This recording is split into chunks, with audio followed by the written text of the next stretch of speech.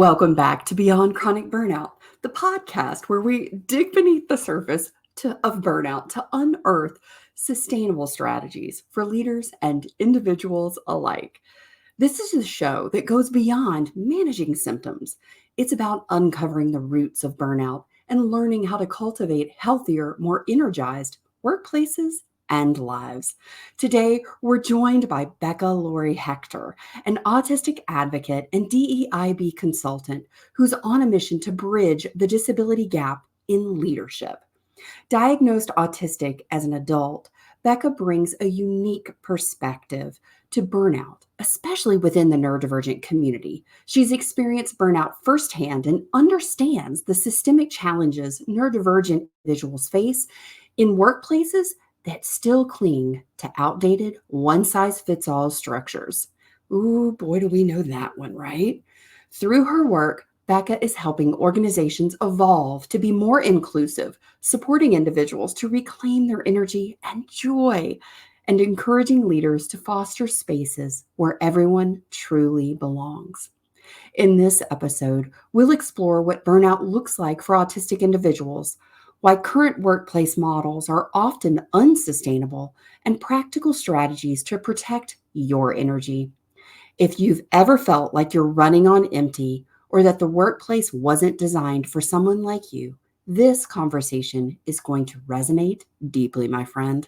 So let's dive into this wonderful conversation with Becca. Step out of the shadows, feel the power rise, catch the spark inside you, let your spirit fly, beyond the chronic burnout, Carole Jean's your guide, find your steady rhythm, life's joy on the tide, flourish forward, bright and bold, leave the burnout far behind, in this journey hearts unfold. Yours, seek and find.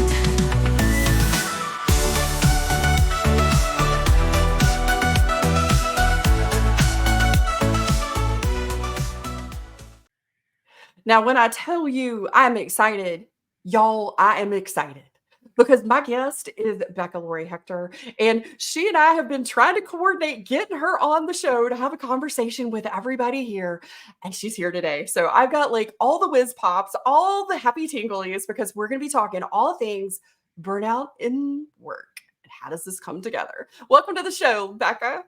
Thank you so much for having me. I am so excited to talk about this topic because I think about it all the time. I mean, you and me both, because it's like the constant thing. It's like, how do I harmonize and navigate work, burnout, not being in burnout? Am I in burnout trying to work and like survive and just make it to the next day? Or, oh, dear Lord, I got the Sunday scaries and here's Monday again. And, here we go. If somebody could figure the Sunday scaries out for me, I am traumatized. Deep-seated trauma from like school, from like third grade school, still on Sunday nights. It doesn't go anywhere, even though my life is so totally different from that. It's really interesting how some of these things just show up and we don't even realize them. So, Becca, I always love to kick off the show with what has been your personal experience of burnout? I mean, because this is something that, especially in the work world, because this is where you focus. What was burnout for you? I mean, how did you finally recognize you were in burnout? Was it something that took you a while to realize? What was this experience for you? Well, I kind of had two big major experiences with burnout in my life, pre-diagnosis, right? My first one, I think a lot of people probably skipped past and I ignored as burnout for a long time, which was when I transitioned from like elementary school into middle school, high school area. I went through a period of school phobia and being a recluse and not going to school and school avoidance, the whole situation. And that was, I think, really my first burnout. So let me just state that, but it did take me 6 years post-diagnosis to go back and figure that out. So I just want to say that's how confusing the whole situation is. But my first adult experience with burnout was so dramatic, okay, that no one ignored it. I couldn't ignore it. But it took me a long time to get there. So when I was 33 years old, and I remember it so exactly. I was working at my 15th job in 13 years because I couldn't really manage to stay anywhere for any extended period of time. So I was doing this crazy cycle where I describe it as the roller coaster of work, which was like I would get a job and I'd work really hard and I'd learn how to do it and I'd be doing it really well and I liked it a lot. And then all of a sudden something social would happen or I'd get bored or whatever. And I'd be like, oh, I'm going to get fired or I'm going to have to quit. And so I'd quit and then I'd go home and I'd rest for some months and then I get another job and I would do it again and do it again. And that's what I thought adulthood was, right? And I did that a bunch of times till I got to this 15th job in 13 years. And there I was. At this time, I had started bartending, and now I was like a bar manager. And I was being asked to close the bar on a Saturday night. And I am 5 feet tall. I am not a big person. And so, and I was, I'm from New York, and the bar was in Queens. And I'm not a tiny, I'm a tiny person compared to large men, that work in fire departments, right?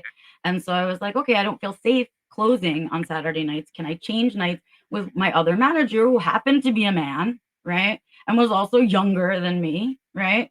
And he was also my senior manager, right? And so I was like, oh, I'm going to ask him to trade nights with me so I don't have to close, right? Well, I asked that, and the next thing I knew, I was in a meeting in our office, which was in the basement of this bar, with him and our supervisor, in which they were telling me, no, they couldn't take me off Saturday nights because he wanted that night off. And I remember in that moment, I had worked so hard. I had helped them open this bar. I had trained our wait staff. I had done all of these things. And I was doing all of this stuff because I really wanted what I now know is to feel like I belonged at work, right? And when I asked for this one thing and the response was no, I remember the sound inside my brain. I literally felt like my brain cracked in half. The sound disappeared. I didn't realize where I was. I'm sure it was heavy dissociation. I walked out of the office, didn't say anything, walked out to my car, and I knew I was quitting. And I drove myself home to the apartment I was living in with my mom, put myself into the bed I had grown up in, and I said, I'm never getting out ever again. I give up. I don't know what else I can do. I have done my 150% at 15 different jobs. It's never good enough. I don't know what I'm doing wrong. I'm just trying to do my job and go home, right? So I don't understand. And I give up. And the next 3 years, I was homebound and suicidal. And it didn't change until I really surreptitious. It was very much synchronicity that I found my autism diagnosis on Wikipedia. And that literally saved my life, or I definitely would be dead right now. But that was my burnout, was 3 years suicidal in bed, homebound, right? Can't ignore that, right, at all. Probably should have been in a mental hospital, but my mom didn't put me there, right? But I was not well, right? And that was from, I guess I started working for real when I was 24, right? Outside of my school environment, outside of college. And so from 24 to 33, those 10 years, I was trying to sustain employment that wasn't suited to my neurotype. That's it. Burnout. Can't sustain Becca, thank you so much for sharing that, because me personally, I so strongly relate to that story that you just shared, that experience. I jokingly say all the time, when someone looks at my full resume, the full CV, they would probably think it's 10 different people, right? Yep. Because I would enter a career, I would excel, I would, get promoted, get all of this stuff. They would want to put me in these leadership positions. I would start them and then I would burn out. Yep. And I couldn't sustain the level that I was bringing because I didn't realize that I was autistic. I didn't realize that I was bringing like 178% to the table 24/7, right? Right, because here's the no tip. one My does that. first tip of the day is autistic 50% is the rest of the world's 100%. So if you're doing autistic 100% at your job right now, slow down. They don't expect all that. No worries. I know you're going to feel like you're not working hard enough, but trust me, you are, right? Because that's our truth. because we throw in, right? We don't just do our jobs partially. We are not the employees that are, you are being micromanaged for being on their internet. No, we hyper focus, do our job, do it in less time than is needed so we can move on to the next thing, right? We're like, boom, boom, boom. And that doesn't equate out there. And so what we need to do is pull back and save some more energy for ourselves, right? And stop giving it away so freely to the outside world. Ooh, and you just talked about something real important. Yep. And I think a lot of this showed up for me, and I'll just let all you guys like come up with what showed up for you, right? What showed up for me was that not knowing my neurotype and experiencing the world through the lens of the world responding to me saying, well, why are you doing it that way? That's weird. Or, wow, you're so good at that. That is like super hard. How are you doing that so easy? And then why can't you do that? That's super simple, stupid. Right. And right. And so then it's like, oh, I can't trust my own thoughts, decisions, or how I do things because the world's telling me it's wrong or I'm doing it weird or whatever. And then there's this whole part of also, I want to belong, because you mentioned that. And that's the number 2 biggest energy drainer in my research in the last 3 years is belonging. That's the biggest area of depletion in our energy. And so I wanted to belong. So to belong and feel safe, because emotional safety is number 1. I don't feel safe within my own experience and with other people. I'm going to people please. I'm going to make sure everything's perfect. No one has anything to say. I am the go-to person. I am the problem solver. I am the fix-it girl. I am valued and needed. And then I will belong and I will be accepted and it will feel safe. And I was doing that at work. I was doing that at life. Right. And but here's what happened, right? It doesn't equate. It doesn't work out that way, right? No, it always blows up. Then what happens to you, side note, after you do all of this people pleasing is people say, I want more. More, please. More of that. You make it so easy. You're easy to work with. More, please, more, please, more, please, right? And it doesn't end, right? So people are never pleased. They always want more. And so we're always in that depleted zone. We're always, right? And we learn this horrible habit of placing everybody else's needs ahead of our own. All of our energy, we put it towards everybody else before we take it for ourselves, right? Do we ever take it for ourselves in that place? I don't know. I didn't. I didn't. Right. I mean, I tried every now and then. If I earned it, you get what's left, right? If there happens to be some left that day, that's yours, right? For the day. Oh, look at me! I get to watch a TV show of my own. That's your reward, right? That's how it feels too on those days. And so, what I really think is the really cusp of all of that is that we are taught, or we aren't taught, how to value ourselves and how to value that we are valuable and that our time and energy is valuable. And when you don't value your time, yourself, your time and your energy, right? When you don't do that, you give it away because it means nothing to you. But as soon as you flip that switch for yourself and you retrain your brain to understand that you do have value and you have values, and those values should be setting your boundaries for you, right? And we start doing that kind of work, right? All of a sudden the ante is up and we're not so quick to give it away. Now our time, our spoons, and our energy has value to us. And I don't know, are you worth me giving it to you? What are you giving me back for that?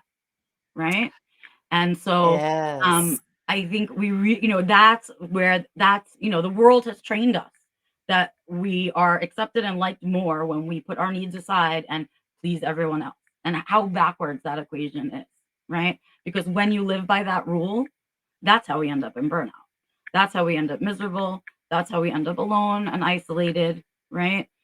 Because that's really where the world snuck in on us. You're not good enough the way you are, was what we were all essentially told, right? And we have value just because we're here. Side note, we do. And whether what you decide to do with that value is really up to you. But really taking the time to understand that what you are giving away to people, if you're not using it for yourself, it means that you can't take care of yourself. So you can't really give away well to other people either. So you're kind of you're like being a bad friend to both yourself and the other person at the same time when you do that, right? Because you can't give them too much energy because you don't have much left. So you're not even right. And because you don't take care of yourself, you're just disappearing too. And it never ends well. No, it doesn't. It ends up in bed under the covers, as my friend Nikki says, having a duvet day or a Yep. duvet week or month or year. I And, know someone who calls it a nesting day. I think that's the cutest thing ever, and I love it so much. oh, A I do. I nesting so day. love that. But That's that's beautiful. what we need. That's our recovery time. And when we don't do most of the time is schedule that shit in. We don't tell ourselves, oh, by the way, I know you had a rough week, take a recovery day, or I know you had to go to this event, so take a recovery day. I know we don't allow ourselves that recovery. And so we don't ever. No, because that doesn't feel safe, and Right. I have to earn it. Right. And Oh, right. if I hadn't earned it to my degree of like this was Right. done to this degree, I am not somebody's might be exhausted to the here. point of not being able to stand, then I'm not depleted, right? But that's our mistake, right? And what I would love it is if our folks would use our logic brains in these moments. Because if you think about the logic of it, it doesn't work together at all. You'll realize that you're doing these illogical things, which doesn't feel good for your autistic brain either, right? That feels No, we really got to close the crappy too. loop. And so it's really illogical, right? You can't give away what you don't have. You can't. So you can't be a good people pleaser if you have no energy anyway. So when you take care of yourself and you have all that energy, you're actually better at taking care of other people. At what cost to our own pleasure are Right. we people pleasing? Right. Probably all of it. Joy is the first thing that I think the world stole from me. I'm pretty sure. It was the first part of my autisticness that the world co-opted for me. They don't do joy right. Or I find really what it was, I think, that I found joy in things that other people thought were weird. Right. And so, even then it began there with the criticism and judgment around what brought me joy. Right. And I think it's in those moments that it begins. It just starts. We start hiding those things or losing them entirely. Yeah. I think joy was mine too. So Becca, what are some of the, as you kind of took us here, this is so beautiful. What are some of those early signs of burnout? What are things that you recognize for yourself? What are things that you recognize, like if somebody is suspecting, like they're starting to, like, this is niggling in their brain that like maybe all of this that I've been experiencing is burnout, and they're working and they're just trying to navigate just the survival of everyday life. What are some of those early signs that you recognize? Some of them I feel like are common for all of us. We share them. And some I think are really distinct to each person. So there are going to be things that I'm saying that'll resonate for some people, but other things that might seem weird. And so you might have your other experiences to kind of filter in here. But certainly the first things that I notice, because what I feel like is we go into what I call shutdown mode, where we start sucking in our energy a whole bunch and we're like, no, I don't know. No thanks, I'm good. And we start to like suck in everything a little bit. And we start to do that when we feel tired, really tired.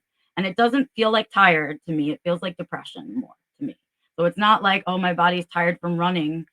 It's like, it's an exhaustion, right? A heavy exhaustion.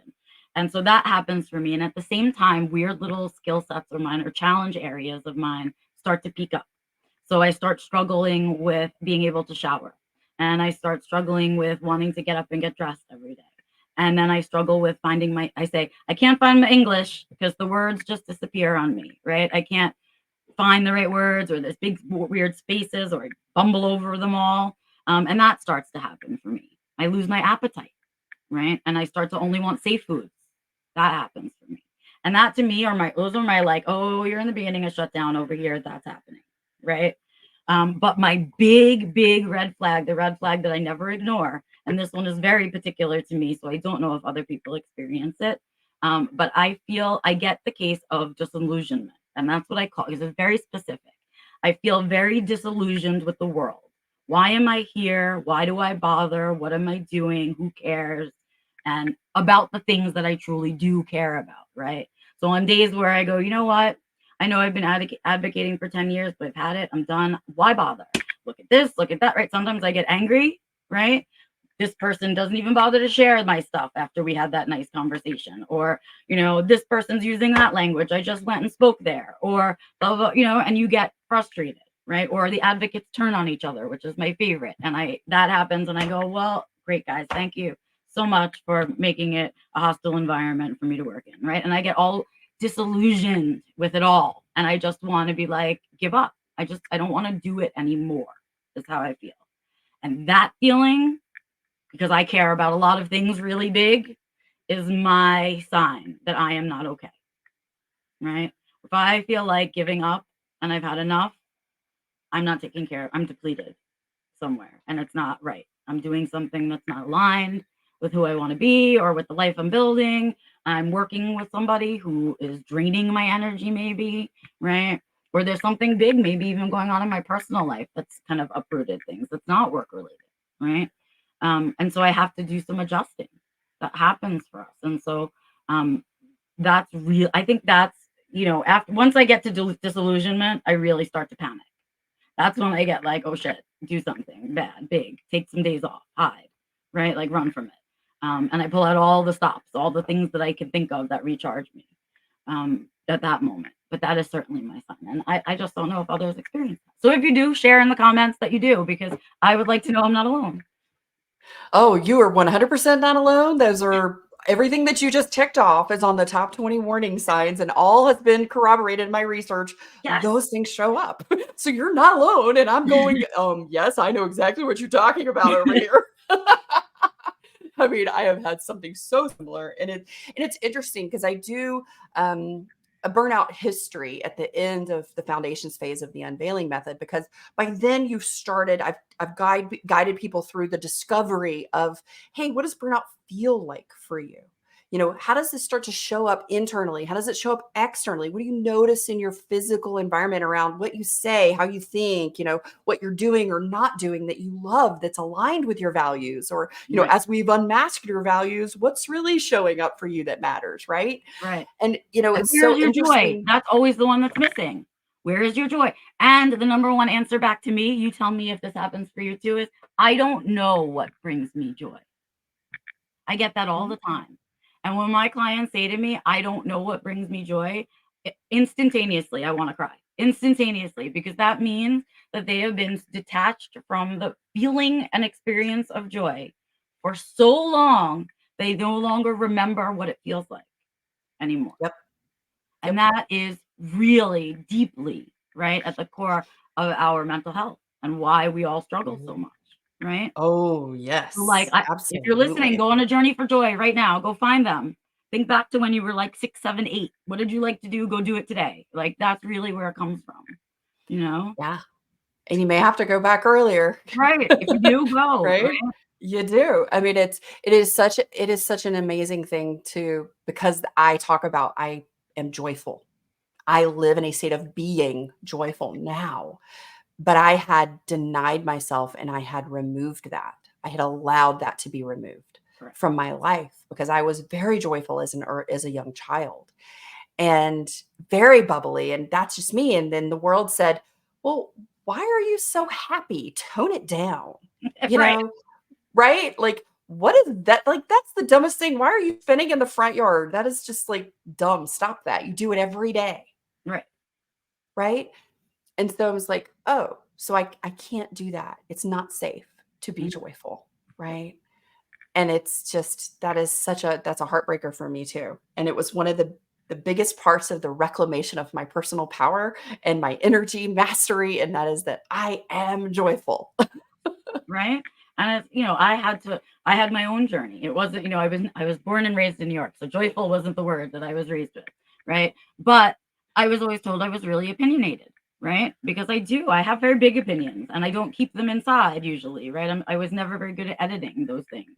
And so I really was always like, shh, was like, you don't need to have opinion on everything. You don't need to, and all of those things. And I almost like lost my voice. I want to say, like, I learned that it was safer to just keep my, live inside my own brain about everything. And that's not safer, right? It can get really dangerous in there if you do it for too long. But we learn that it's safer to just think about those things.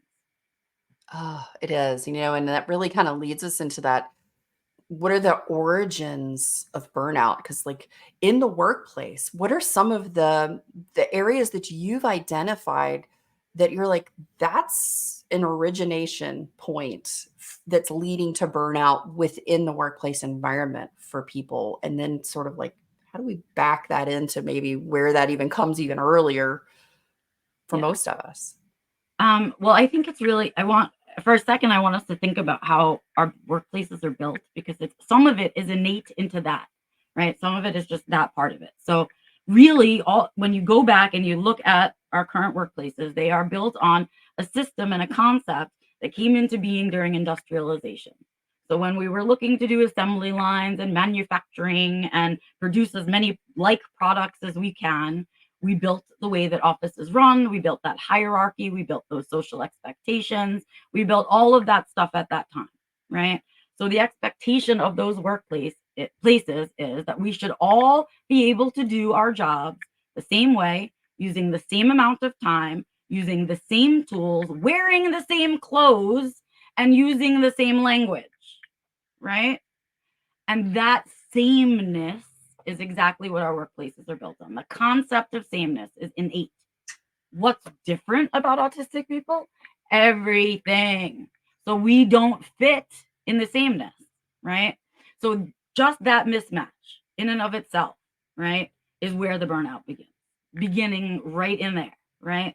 The other piece of it is a more modern problem, right, which is that first of all, we never adjusted our workplaces as we entered the technological age, right? And it took a plague for us to learn that remote work is actually efficient, and that if, it's not going to cut money in half in some crazy way, right? Because the disabled community was denied that accommodation up until COVID, right?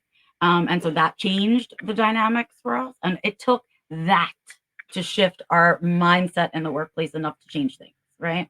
The almighty dollar was being lost. And so we will give equity, right? And that's what happens. So it's that mismatch. We've not yet adjusted the rules of our workplaces, right, for this modern technology age. And that mismatch also painful, right? Painful for autistics because we see that there is a more efficient way to do it. And that hurts our brains that we can't do it in that efficient, kind, better to run way, right? And that's because, which leads me to our next burnout problem, we are not afforded the same equity in terms of professional development. We don't receive the same kind of mentoring. It's assumed we can't do leadership roles. It's assumed we can't handle big responsibilities. And so we are not afforded mentorship. We're not afforded the same opportunity for raises or promotions, right? And all those things. And since it costs $17,690 extra to be a disabled adult in our world, that makes it even harder to exist, right? And so layer it all on. Let's just keep building this giant snowball and then send it down a hill, which is essentially what we do, right? So we do that. Then we get to talk about the social dynamics of the office place, right? And having to do that. So we want to talk about unnecessary office activities that drain autistic energy, aka lunch with your coworkers, drinks after work, right? The Christmas party, right? All of those things. So like, let's begin to normalize not attending those things, right? Because most of us know that if you don't attend those things, you won't get promotions and raises. And right, those are the weird things that the neuromajority looks at when they're thinking about raises and promotions, not your actual productivity or the quality of your work or the fact that you're never absent, or right, none of those things actually get looked at, right? And so that is again another area where autistics go, what? I don't know, that doesn't make sense. It's not logical. Why is that, right? And our brains are like, no, and we are like, right? It doesn't make any sense. And then we have to do all these extra things that are also hard for us, like executive functioning. That is, executive functioning equals adulting. When people say they're adulting, they are using their executive functioning. And it's hard for all human beings, but we know it's especially hard for us, right? And work pulls on that the most, right? That's exhausting. And then layer in burnout, we've just amped up executive dysfunction. And so, but like this is the train. These are the stops on the way to burnout. Here they are, right? Yep. And then we say, oh, well, when we have to go to our office places, and many people still do, right? Appropriate clothing. Although that's great for my sensory. Thank you so much. Fluorescent lighting. Thank you so much. Oh, we're all going to eat lunch in the same lunchroom and leave that door open. Thank you so much. Oh, the cleaning lady's here. Now she's going to bleach the bathroom. Right? So like you people want to know why we have burnout. How about asking me how the people who don't have burnout got there? Because that is a more interesting question. Right? It certainly is. You can follow the breadcrumbs to burnout really easily in the workplace. It's not hard. Right? But figuring out how people manage somehow to do it and remain employed is the secret equation that autistics need, right? Wait, so that's really I love that you brought us here, because what are the breadcrumbs that lead to burnout recovery, Becca? How do we start this journey? Okay, I am still learning this piece. I want to share that first of all. I am still not an expert in how we get to do this for a long time, because I still have my moments where I overextend, right? And I still have my moments where I pile my plate too high, right? Or I don't attend to myself when I'm seeing those early signs, right? So don't think I'm perfect. Please know that I still crash and burn sometimes. But I'm grateful to say that I've not been back in full burnout since my diagnosis, right? Because I've properly attended to all of these things. Not to say I haven't been close, but I haven't gone back to being 3 years suicidal. And that's a really big deal, right? Yeah. So what I say to you is you need to understand, I call it time and spoon management. That's what I call it. Because it's not just managing your time and it's not just managing your energy. You have to do them simultaneously. So you need to understand, you need to first do a self-discoveryness about what is it that you have to do every day or every other day, like your needs, and figuring out how much energy realistically and honestly do they take for you. Not what should they take, but what do they really take for you, right? So I'm somebody who, I know showers are wonderful and people love them, and I promise you I shower enough to not be a stinky person, but I hate them. I hate them. I hate them. I hate them. They take a lot of energy for me, brain energy, physical energy. It's really sensory intensive, right? And so I hate them. And so something that I had to do was be honest with myself that even though the world was telling me to shower every day, I do not dig ditches for a living. I am not out there doing heavy construction. I am sitting in front of my computer, talking to people like you, doing podcasts and typing papers, right? I am not sweating up a storm that I need to shower every day. That's just not true. That is a lie that the world has told me, right? And so I had to say that to myself and say, honestly, they do take more spoon time and energy for me, right? To take a shower than most people, right? Is what they would say. And so once I was honest about that, I stopped setting aside 1 spoon for a shower and I started setting aside 3 spoons for shower, right? Okay, realistic judgment. Great. I can't give away 3 spoons every day. All right, I'm going to shower every other day. Okay, now I've gotten back spoons. I'm receiving spoons now, which is a much better place to be. And that's what it is. It's an exercise in going through your life and finding out where you're losing spoons. What are you losing them to? Where am I losing them so that I can get them back? And then you can reel them out, right? So that's how I'm going to reel out my energy. And so it's a lot of internal work. It's a lot of being honest with yourself. These are the activities that bring me joy. These are the activities that make me angry and frustrated. These are the activities that I must do, whether I like them or not. These are the, right? And so it's like those kind of things, and really looking at your life and realistically assigning those things. Because when you repackage it, you're able to make smarter decisions about the things that you say yes and no to. Yes, I have the energy. No, I don't. And when we learn to actually do stuff in the energy pockets that we have, we actually do better and we end up with extra spoons. It's really an interesting exercise. So that's the beginning, is that just understanding that and go through that.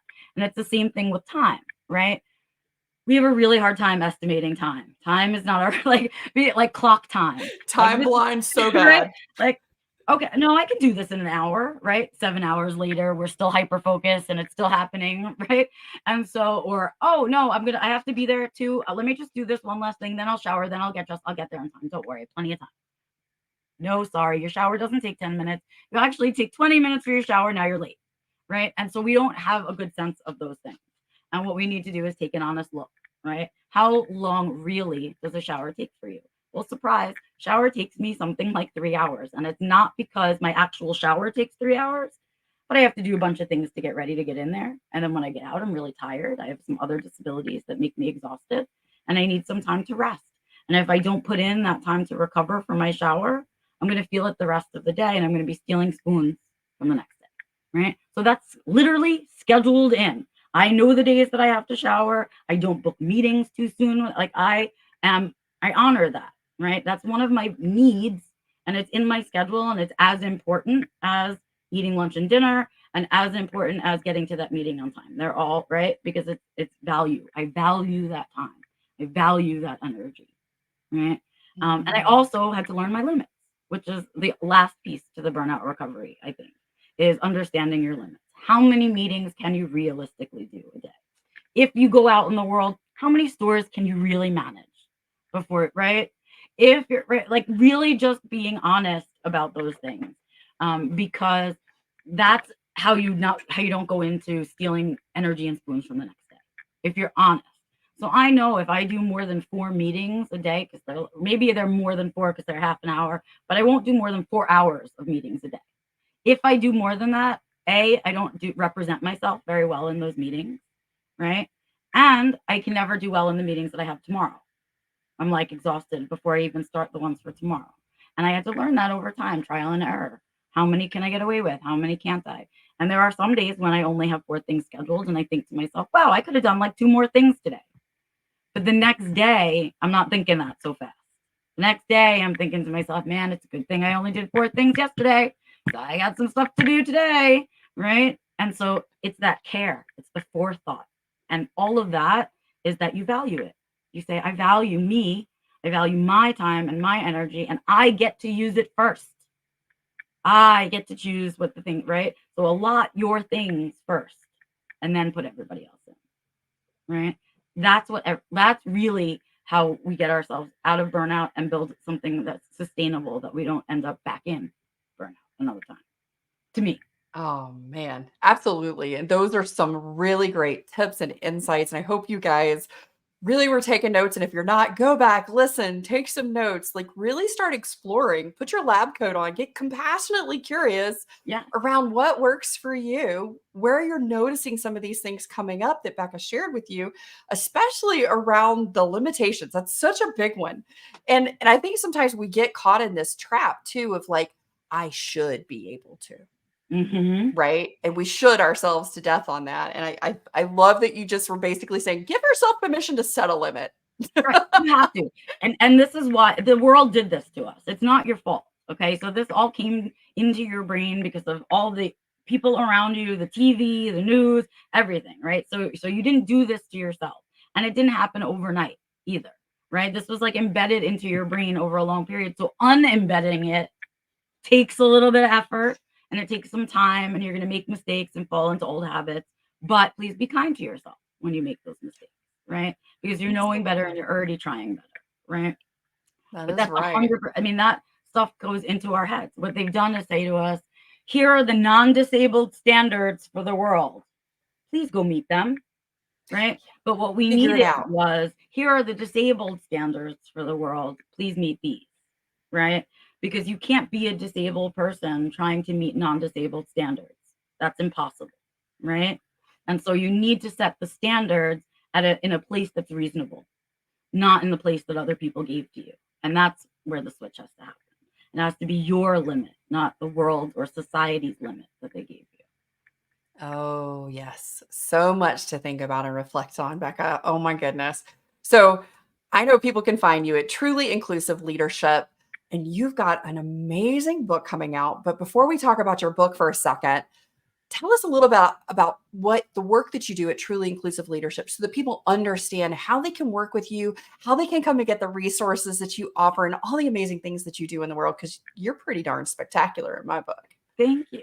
The work that I am choosing to do now is really centered around changing our workplaces so that bringing them up to technology age, really, putting in the equity and adding back in the humanness that we took out of it for the industrial age, right? Because we're not machines and we're not going to produce like that. We don't need to anymore. It's a different world, right?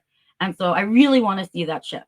My biggest issue, though, when I was at work was always that I never felt like I truly belonged there. And I think that's the piece that most people are missing in their workplaces, is that they don't truly feel like they belong, especially those of us that are different in some way. It's really hard for us to feel like we belong. And so I really feel like the purpose of DEI, or diversity, equity, and inclusion, is to move us to that space of belonging. And so I say, I do DEIB for the belonging. And I think all of our efforts need to be aimed in that direction. The reason we need accessibility is because belonging. The reason we need accommodations, belonging, right? It's really that. And that's what equity is that we all feel like we belong there, right? And so that's what I'm working towards in our workplaces. And I do that by either working with the ERGs in a lot of companies. I come in and I do trainings there. I also do, big corporate trainings for folks. I'll come in and do the whole place if you want to. I do all kinds of things like that. And then I work closely with companies if they're interested in moving their DEI disability efforts a little bit further and moving into changing some systems and processes. I help and work with that stuff. And then on the side, I'm always doing autism quality of life research, which is my little baby passion. And so I'm also working on that. And also my course. I teach a course that is going to be out for self-study. Actually, by the time you guys see it, it'll be out. And so it's called Self-Defined Living. You can check that out as well. But yeah, Yep, and we'll have that down in the show notes. Busy lady doing all of these different things because I want autistics. When I leave the world, I want the world to feel like autistics belong there. I want us to feel like it's our world too, not just for the neuromajority. And so that's my hope. And I'll do it in any which way I can. Hallelujah. Those are some amazing resources, some great ways that people can work with you. And you have a fabulous book that's out. I love this so much. Always Wear Sunglasses. Becca, tell us about the book, who it's for, and what you're talking about. Because I love that you're writing this for parents, and the lens that you have on this is so good. It was a really fun and interesting book for me to write. So the concept of always bring your sunglasses to me is that, I was told most of my life that light can't be painful. That's really what I would go places, I'd be out, no, I have a headache, it hurts me, my eyes hurt, right? No, right? And in most of the cases, I really felt invalidated by people's judgment when that was what I was experiencing, and they were invalidating my reality, right? Especially because I was a kid and nobody understood that I was autistic, but I very much was, and I was experiencing the world that way, right? And so what I learned is, I would say things like, I don't know, like it's going to be kind of bright there. Or, oh, don't worry, you'll be fine. And I'd leave the house and then I'd need my sunglasses. So when I really came into my autistic identity, I realized, you know what? Always freaking bring them. Just bring them. Just bring them, have them, because you never know. Because sometimes I'm in an inside environment, and even that inside environment is too bright for me, like the grocery store, or if you go to like Lowe's or Home Depot or something, right? Oh, I hate those stores. So, right, I wear them inside. The thing is, the world didn't want me to feel that comfort. The world wanted me to feel judged when I wore my sunglasses inside. It wanted me to feel, I would feel people's eyes. What's wrong with her? Why is she wearing her sunglasses inside? That's so rude, was one, right? The other thing is, probably also because I have tattoos, people would assume that I was on drugs or drunk because I'd be wearing my sunglasses inside. I know, it's crazy, right? And there were judgments of it because it's not normal, quote unquote, to wear sunglasses inside. Well, the moral of my book is always freaking bring them, because autistics will tell you, without our little prepper bags, and we all have our prepper bags and our little tools in them, every single one of us, and maybe it's your pocket and it's not a bag, but I know you've got it. I know you're taking your tools with you because it's a crazy world for us out there, right? Yes, right here, okay? It's a crazy world. We have to allow ourselves the comforts that we need, and that's what my sunglasses do for me. That's what having a fidget during my meetings does for me. That's what working from home does for me, right? And so that's what always, and so those lessons, that idea that there I was, this child who could not advocate for myself. I couldn't really talk about in any kind of real way what I was experiencing. I was too young to have those words. How, children don't walk around at 6 and be like, I'm experiencing a sensitive reality. Could we please? Like, no, you don't. You're a little kid. Oh, my eyes hurt, right? And so I wanted to write a book that was an answer to my mom. When I got my diagnosis, she said, What could I have done differently? What should I have done? Blah, blah, blah, blah, right? And I said, I don't know, right? I was just diagnosed. I don't know. I don't even have kids, so I don't know, right? No idea. And all of these years later, I feel really prepared to answer that question. I feel ready to answer it. I feel ready to give the examples that support it. And I feel ready to give that. And while it's too late for me to give that to my mom, I can give it to other moms. And I can also give other autistics the ability to say, here, read this book, you'll understand. Right. And so I didn't write the book for parents or autistic adults or anybody else. I wrote it for me and my mom. And if it resonates with other people, I feel like that's a win.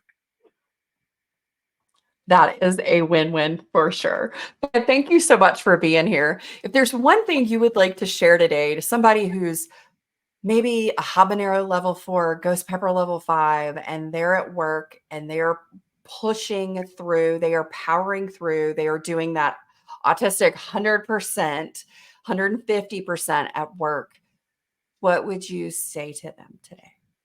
I would say, if you're feeling that way right now as you're listening and you have the ability to take some time off, take some time off.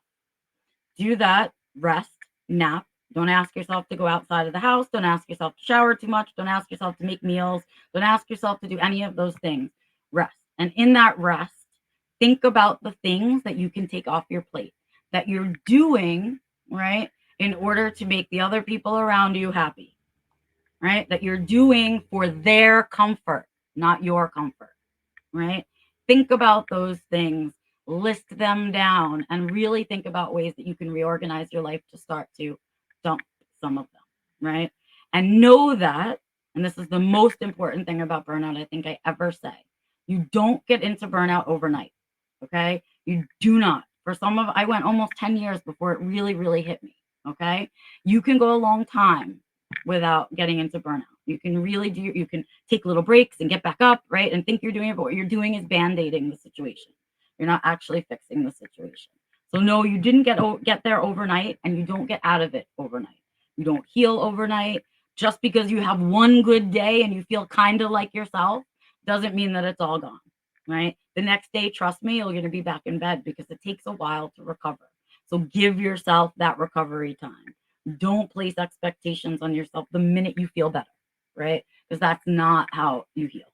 That's not it. It's rearranging and reprioritizing, right? And really being careful to value your time and energy.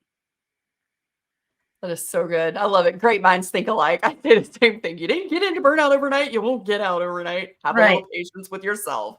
Thank you so much for being here, guys. Be sure you go check out, always bring your sunglasses. Check out her amazing resources down, including that course in the show notes. Don't miss it. Becca, thank you so much for being here today. We so appreciate it and celebrate each and every moment that you are here doing you, aligning more, learning more.